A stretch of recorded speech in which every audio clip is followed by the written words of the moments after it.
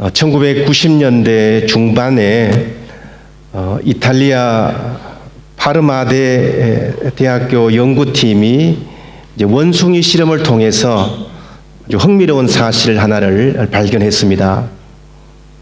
원숭이가 바나나를 보고 그것을 잡고 먹을 때까지 뇌가 어떻게 움직이는가 하는 것에 대한 연구였습니다.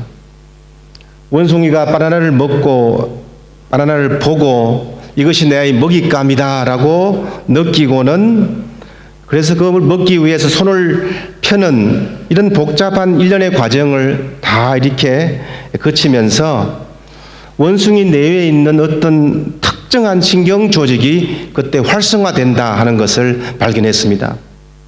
더 놀라운 것은 그것을 보고 있는 다른 원숭이도 바나나를 잡는 것만 보아도 자신이 잡았을 때와 비슷한 부분의 뇌 영역이 활성화된다는 것을 발견하게 된 겁니다.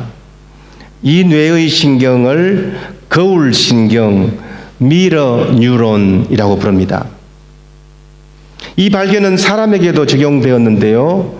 누군가 아픔과 고통을 겪을 때에 사람의 뇌에 호르몬의 영향이 어떤 호르몬의 영향이 나타나는데 자신이 그 아픔과 어려움을 겪지 않더라도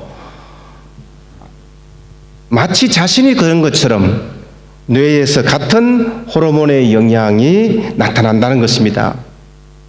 우리 뇌에 있는 거울 신경은 다른 사람의 감정에 공감할 수 있는 기능이 있다 하는 것입니다. 요즘 공감 능력이라고 하는 말이 많이 회자되고 있는데요. 공감 능력이라는 것이 무엇입니까? 말 그대로 다른 사람의 감정이나 심리를 마치 나의 것으로 이해하고 느끼는 정서적인 상태를 말합니다. 공감 능력이 왕성해야 삶도 풍성하고 또 공동체의 삶의 질도 높아지는 것은 당연한 것입니다. 그런데 우리 현대인의 삶은 어떻습니까? 남과 연결되면 골치 아프다. 그래서 남에게 피해를 주지도 않고 남에게 피해를 입고 싶지도 않다라고 하는 개인주의가 공감 능력에 방해를 주고 있습니다. 내가 필요할 때만 온라인 상태에 들어가서 대화를 나누고 귀찮으면 나와버리면 그만입니다. 상대방에 대한 배려는 필요가 없고 자기중심적인 관계만 유지하고 있습니다. 하나님께서 인간을 창조하실 때에 공감 능력 또한 함께 창조하셨습니다. 우리가 사람에 대해서는 그리고 자연에 대해서 공감 능력을 보여주시기를 원하신다는 것입니다. 무엇보다도 하나님을 향해서 공감 능력이 있는 사람이 되기를 원하시는 것입니다. 다시 말하면은 우리 인간은 하나님을 알고 하나님과 응답하는 존재로 피조물과 관계를 이루면서 하나님의 말씀에 공감할 수 있도록 창조되었다는 것입니다. 오늘 본문은 매우 짧은 본문이지만은 저희들이 믿음 생활을 할 때에 어떤 공감 능력을 가지고 살아가야 되는지를 잘 말씀하고 있습니다. 본문은 복음을 듣고 난 후에 사람들의 반응에 대한 이야기입니다. 예수님께서 오시기 전에 세례 요한이 와서 복음을 전했습니다. 이후에 예수님께서 오셔서 또한 복음과 하나님의 나라를 전파했습니다. 그런데 사람들이 복음을 거부합니다. 그래서 예수님께서 자신을 거부하는 사람들에 대한 반응을 지금 말하고 있는 겁니다. 오늘 본문이 어떻게 시작이 됩니까? 16절 말씀에서 이 세대를 무엇으로 비유할까? 복음을 거부하고 복음에 대한 공감을 느끼지 못한 사람들에 대한 예수님의 한탄입니다. 당시 예수님이 전한 복음을 들어도 변하지 않는, 반응하지 않은 유대인들에 대한 안타까운 마음을 표현한 것입니다. 그들은 하나님의 뜻을 저버렸습니다. 자기 중심적인 사고에 갇혀 있습니다. 메시아가 오신 새 시대가 시작이 되었는데 그것을 받아들이지 못하고 자기중심적인 사고에 빠지게 된 것입니다. 이런 상황을 주님은 한탄하시면서 비유를 들어서 설명합니다. 16절 하반절 17절인데요. 비유하건대 아이들이 장터에 앉아서 제 동물을 불러 이르되 우리가 너희를 향하여 피리를 불어도 너희가 춤추지 않고 우리가 슬피 울어도 너희가 가슴을 치지 아니하였다 함과 같도다. 이 짤막한 비유에서 공감하지 못한 사람들을 비판합니다. 이 비유는 장터에 노는 아이들이 결혼식 놀이를 하고 장례식 놀이를 하는 비유입니다. 피리를 불어도라고 하는 것은 결혼식 잔치 놀이를 하는 것입니다. 슬피 울어도라고 하는 것은 장례식 놀이를 하는 것입니다. 결혼식에는 피리를 불면 주로 남자들이 춤을 추었고 장례식에는 애국하는 소리가 맞추어서 주로 여자들이 가슴을 쳤습니다. 그러니까 이 말씀은 우리 인간의 감정을 자극할 수 있는 최고의 본보기 예화입니다. 인생의 가장 큰 기쁨인 결혼식, 인생의 가장 큰 슬픔인 장례식을 예로 든 것입니다. 인간이라면 이런 감정에 몸이 따라오고 그리고 감정이 따라오기 마련입니다. 뿐만 아니라 남성과 여성 그리고 어린아들까지 들어간 이 비유는 정말 우리 인간의 모든 성별, 모든 계층, 모든 연령, 모든 신분을 망라했습니다. 그러니까 짧은 비유지만은 우리 모든 인간의 희로애락의 예를 보여주는 비유라는 것입니다. 이 놀이의 규칙이 뭡니까?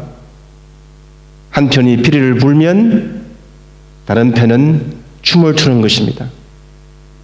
한 편이 슬피 울면 다른 한편은 가슴을 치는 것입니다.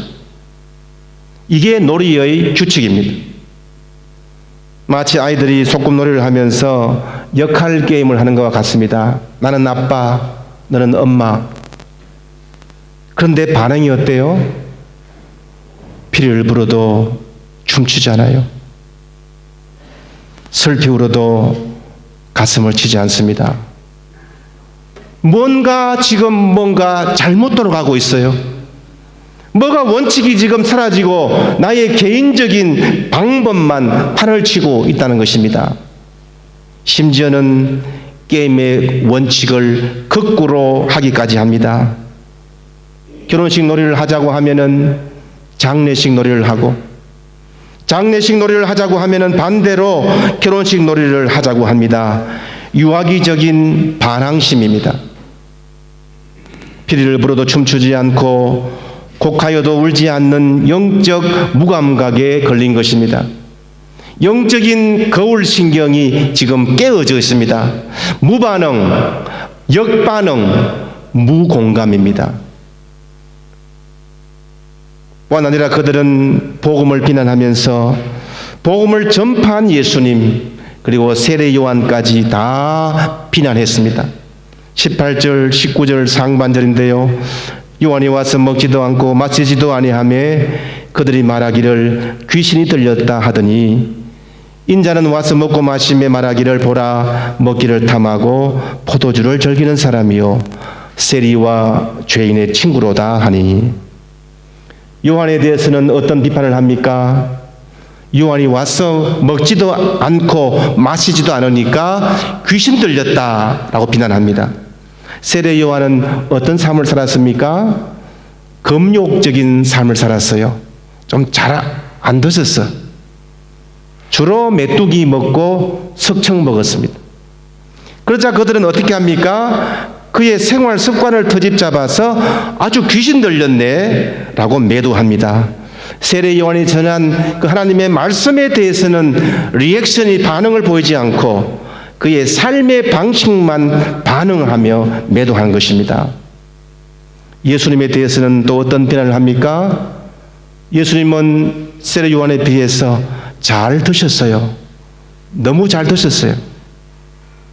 예수님은 세례 요한과 같이 금욕 생활을 하지 않고 당시 사람들과 같이 일반 사람과 같이 그렇게 사셨습니다. 자주 잔치에도 참석했고 여러 사람과 함께 식사도 같이 했고 심지어는 창기와 세리 등 소외계층을 차별하지 않고 함께 하셨습니다. 그러니까 하는 말이 먹거리를 탐하고 포도주를 즐기는 사람이요 세리와 죄인의 친구로다, 이렇게 비난했습니다. 금욕적인 요한도 비난하고 그렇지 않은 예수님도 비난하는 당시 사람들이 마치 유아기적인 반항심을 가진 아이들과 같다는 것입니다. 진리를 향한 마음은 비틀어지고 굳어져서 진리에 대해서는 전혀 공감 능력이 없습니다. 오로지 자신의 잣대로만 살아갑니다. 이런 사고를 요즘 말로는 내로남불이라고 하지 않습니까? 내로남불. 원인을 자신에게 유리한 쪽으로만 해석합니다. 교회 공동체를 바라볼 때도 요한의 금욕주의 성향을 비난합니다. 예수님의 현장 중심의 성향도 반대합니다.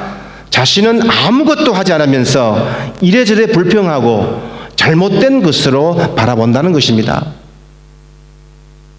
이제 우리의 신앙도 아동기의 자기중심적인 사고에서 벗어나야 합니다. 신앙의 공감 능력은 나 중심에서 예수님 중심의 사고로 바꾸는 데부터 출발합니다. 참 신앙은 예수 그리스도를 바로 믿는 것이고 바로 받아들이는 것입니다. 이제부터는 내가 아니라 예수님께서 내 인생의 주인공이 되시고 구주인 것을 받아들이는 겁니다. 이제 내 안에 내가 사는 것이 아니라 그리스도께서 사시는 것이, 이것이 바로 참 신앙이에요. 내 인생의 주도권을 예수님께 내어주는 것입니다. 공감이 되지 않는 것은 관계가 형성되어 있지 않기 때문이에요. 오늘 말씀은 매우 중요한 말씀으로 끝을 맺습니다. 19절 하반절 말씀인데요. 지혜는 그 행한 일로 인하여 옳다함을 얻느니라. 쉬운 번역 성경에서는 하나님의 지혜가 참되다고 하는 것은 그 지혜를 받아들인 사람에 의해서 밝혀지는 법이다, 이렇게 번역했습니다. 지혜가 참되다고 하는 것은 그것을 받아들인 사람들에 의해서 드러난다는 것입니다. 지혜는 그래서 공감 능력입니다. 말씀에 대한 공감 능력입니다. 하나님의 말씀에 대해서 어떻게 반응하고 공감하느냐가 우리의 할 일이라는 것입니다. 하나님과의 관계를 말합니다. 하나님의 말씀인 이 성경 말씀이 나와 관계가 있는 말씀이 되어야 합니다. 성경의 말씀의 내용이 역사적 사건으로 믿어져야 합니다. 예수님의 모든 사역의 내용이 진짜고, 그렇기 때문에 우리가 이것을 받아들이고 실천하고 이 말씀만 믿으면서 살아야 한다는 겁니다. 지금 설교를 들으면서도 어디 한번 나를 설득해 봐라, 그런 분이 없겠지만 이렇게 생각하고 말씀을 듣고 있다면 제가 무슨 말을 해도 공감하지 못할 거예요. 코미디 공개 프로그램 있지 않습니까, 여러분? 그분들 중에 어떤 분은 이런 분도 있다고 그래요. 방청객 중에서 어디 한번 나를 웃겨봐, 이러면서 거기에 앉아 있다는 거예요. 그런 사람에게는 개그 콘서트, 코미디 빅리거 아무 의미가 없습니다. 받아들일 만한 관계가 형성되어 있지 않기 때문이에요. 감사한 것은 공감 능력은 훈련으로 나아진다고 그래요. 훈련으로. 공감 능력은 타고나지만 다행스럽게도 어느 정도는 노력하고 훈련하면 좋아질 수 있다고 그래요. 그래서 우리가 의도적으로 노력해야 됩니다. 예수님의 말씀에 공감되지 않는다면 의지적으로 예배를 열심히 드리고 찬양할 때 열심히 찬양하고, 경비가 찬양할 때도 마음과 뜻과 장성을 다해서 찬양하면서 기도하고 이렇게 해야 된다는 것입니다. 예수님을 따라서, 예수님의 가르침을 따라서 세리 집에도 한번 가보고 사회계층이 낮은 사람들과 식사도 같이 좀 하고 고아와 가난한 집에 참여해 보면은 예수님에 대해서 공감할 수 있다는 것입니다. 오늘 본문은 저희들에게 말씀합니다. 우선 저희 공동체 안에서 관계에 대해서 너무 나 중심에 서 있지 않는가? 나는 너무 개인주의가 아니었는가? 나는 이익이 되는 한도까지만 공감을 하는 그런 제한적 공감 능력을 가지고 있지는 않았는가? 질문을 하게 됩니다. 또한 하나님과의 관계에 대해서는 나는 하나님의 능력을 정말 믿고 공감하면서 반응하고 있는가? 나는 하나님과의 말씀을 읽고 그 말씀을 받아들이고 모든 것은 하나님께서 역사하신다는 것을 믿고 따르고 있는가? 내 생각이 너무 앞서다 보니까 믿음 생활을 제대로 하지 못하고 있는 것은 아닌가? 사랑하는 성도 여러분, 저들은 세상 사람들이 추구하는 방식으로 살아갈 수가 없습니다. 하나님의 말씀에 대한 확고한 응답을 해야 합니다. 말씀의 피리를 불면 춤을 춰야 합니다. 말씀의 슬픈 노래를 하면은 울며 통회해야 합니다. 오늘 본문은 주님께서 이 세상을 향한 한탄의 말씀이기도 하지만 오늘 저희들에게 하시는 말씀인 것을 명심하시기 바랍니다. 너희에게 피리를 불어도 춤을 추지 않았고 설교 울어도 가슴을 치지 않았다, 이런 평가를 받지 않도록 모두 믿음의 공감 능력을 가지시고 지혜가 되시는 하나님의 말씀 중심으로 살아가는 우리 모두가 되시기를 주님의 이름으로 축원합니다. 아멘. 기도하겠습니다. 사랑이 많으신 하나님 아버지, 오늘 주님께서 하신 말씀이 2000년 전 이스라엘 백성을 향한 말씀이기도 하지만 오늘 저들의 심령의 깊은 믿음의 바탕에 하신 질문이요 말씀인 것을 깨닫고 무엇보다도 지혜가 되신 하나님의 말씀의 바탕 위에 말씀을 실천함으로 우리를 통하여 이 말씀이 진리인 것을 드러나도록 주여 인도해 주시옵소서. 때로는 인간인지라 여러 가지로 연약합니다. 감당할 수 있는 믿음과 여력과 힘과 능력을 더하여 주시옵소서. 예수님의 이름으로 기도드리옵나이다. 아멘.